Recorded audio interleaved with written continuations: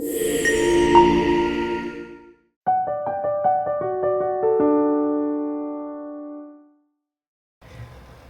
and blessings, everyone. It's me, Dr. Sabrina. Welcome back to Soul Speak, where you have been so kind and generous in sending questions to me from your heart, and I have done my best to answer them from mine. And today's question comes from ML, and she says, "Dear Dr. Sabrina, how do you manage grief without being swallowed by it?" And I just want to begin by just taking a deep breath with you, ML, and softly breathing out. And then I want to take my hands and I want you to do the same thing and place those hands over each of your lungs and take another deep breath in. And softly breathe out. And if there's a sound that's coming from your body in this moment, let it come out. It might sound like this.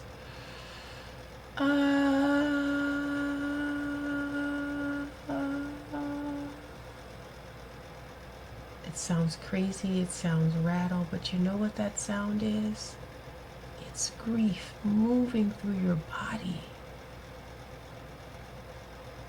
And the answer to your question is, you let it move through your body.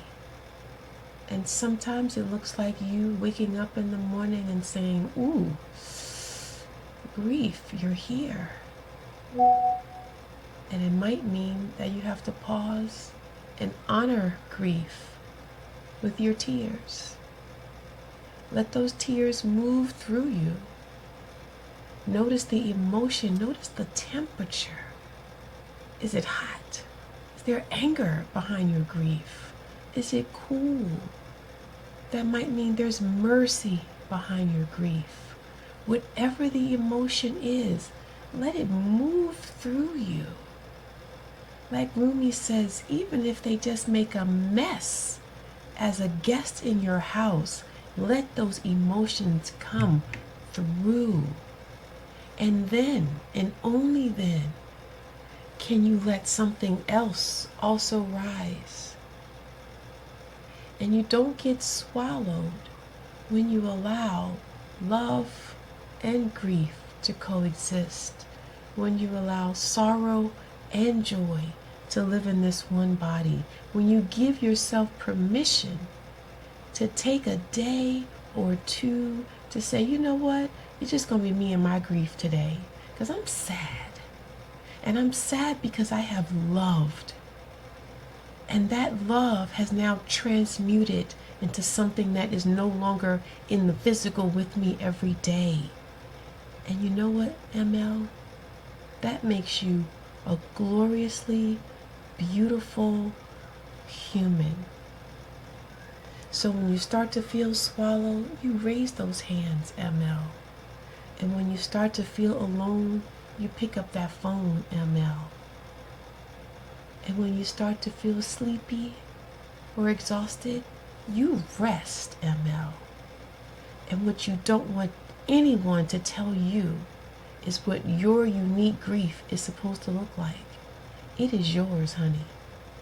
And that love that is no longer physically with you, that was yours too, and it was unique. Give yourself permission to let every emotion come through.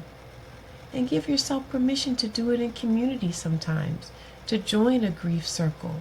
Yeah, y'all will cry, but you'll also laugh and kick and scream and jump up and down, and all of that tells you that you are still vibrantly alive with a glorious purpose for why you are still here.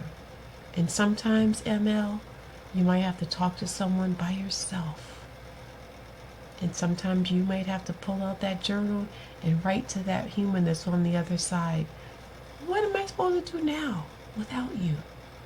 Let them tell you, because they already know. And whatever spiritual practices you have, use them. Whatever your belief system is, go to it. What does it tell you about what's over there on the other side? Revel in it.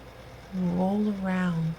Fall back in love with yourself and forgive yourself for all the ways that your grief might show up. So I thank you so much for that question. I hope that I've given you a tidbit, a tiny dot to keep walking. And those of you that are just listening, observing me and ML have this intimate conversation, I pray that it has also served your heart. Thank you so much. I look forward to serving you all soon. Peace and blessings.